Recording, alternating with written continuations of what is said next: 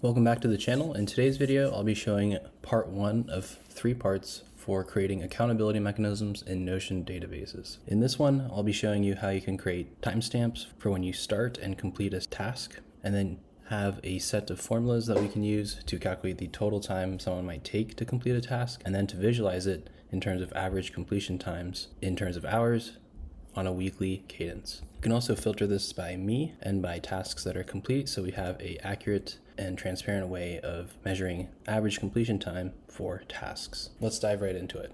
How do we measure and account someone's progress when it comes to tasks? And how can we sort of track that change over time? And so one of the first ways we're going to go do that is by measuring how long it takes for certain statuses to change, and then tracking that change across a task and its progress to see how much time on average it takes for someone to complete a task. One way we can do that is adding and introducing some automatic properties. I think these are really easy and useful properties that once you create, you don't really have to touch, and you don't have to manage those properties once we've added them, like so. The reason why I like using these is because we can use them to quickly sort by recency, for example, last edited time, descending, and then we can also use it as a way to reference time between different activities amongst a task within a database. So let's say we want to measure how long it takes for someone to start a task. In this case, maybe from going from not started to in progress. And so one way we can do that is by assuming that when a task is created, that is going to be the timestamp that we want to reference. And then we also want to think about how long it took for a status to go to in progress, which indicates that someone may have started the task. One thing we can do is add a date property, and maybe we name this start timestamp. And maybe we use this timestamp that we created as a way to compare the creation time with the start timestamp to measure how long it's taken someone to get started on this task. Something we can do to automate this process is to use Notion database automations. And so if a status gets changed to in progress, let's add a timestamp to the start timestamp. We could enable that.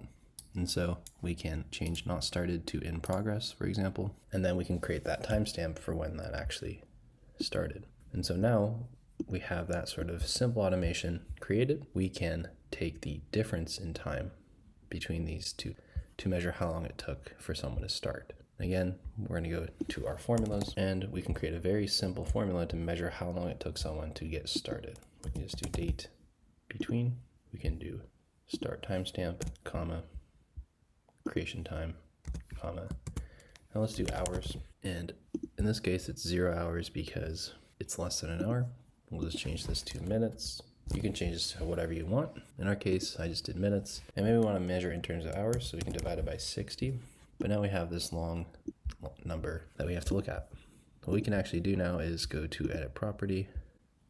We can change the decimal places like so to make it a little easier on ourselves. In the past, we've used the round formula function to get to this point. Now we can just go to decimal places and change it that way. This is the creation to start time. And as you can imagine, we want to track the whole process of someone trying to complete this task. And so we can duplicate this process for when something gets completed. So as you can imagine, we can duplicate this automation. And then let's also add another timestamp for completing it. It's a long name for property. You can change it to whatever you want. But now we can just go into this automation and change status to status is complete, and let's add a timestamp to the completion timestamp here.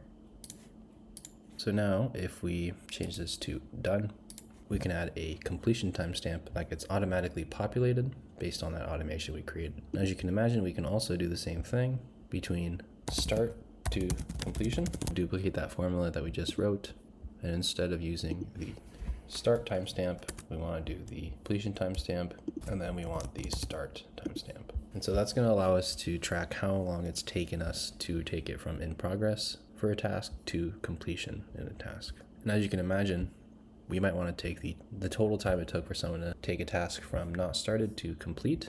And so what we can do now is just add another formula, title this total, and now we can just add these formulas together and now we have total appear like so.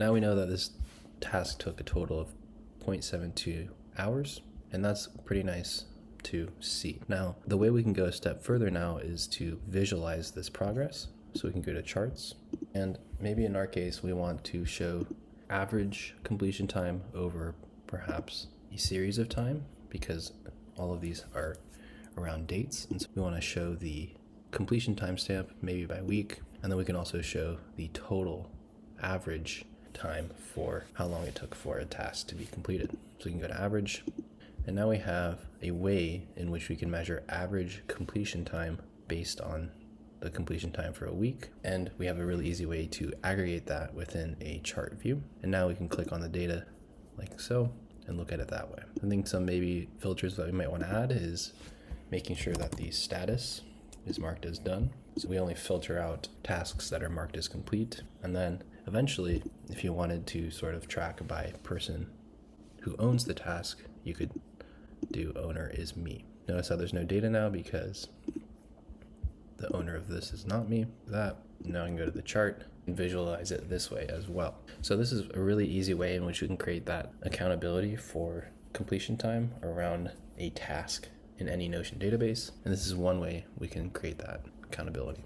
Now, we just added a bunch of properties at once and interacted them very quickly. And so when we look at the database entry itself, there's a lot going on here. I think it's a really great opportunity to customize the layout here. And so now we can go to property groups. We can add a section. Well, this will be the default. Call this main. We can add another section, call this progress. And so since these timestamps aren't necessarily that valuable for the person doing the task, we can concentrate everything into one place by moving the start to completion time, creation to start time, and total start time, as well as the start timestamp and the completion timestamp. Just organize it that way so that we can kind of centralize all that. Another section we might want to add are automatic properties, just to move those and kind of center the most important ones for the task. So we can move creation time and edited time under this section. Maybe we can move it to the very bottom there. And then we can also move this progress down at the bottom as well. And since these don't need to be seen by everyone, we can just hide them. And we can kind of minimize how much we're having to look at when it comes to the task itself. And maybe the most important parts of these tasks are the status, the date, and the owner. So we can apply these changes. So now when we look at a task entry, we can see automatic properties in one section. We can always hide those.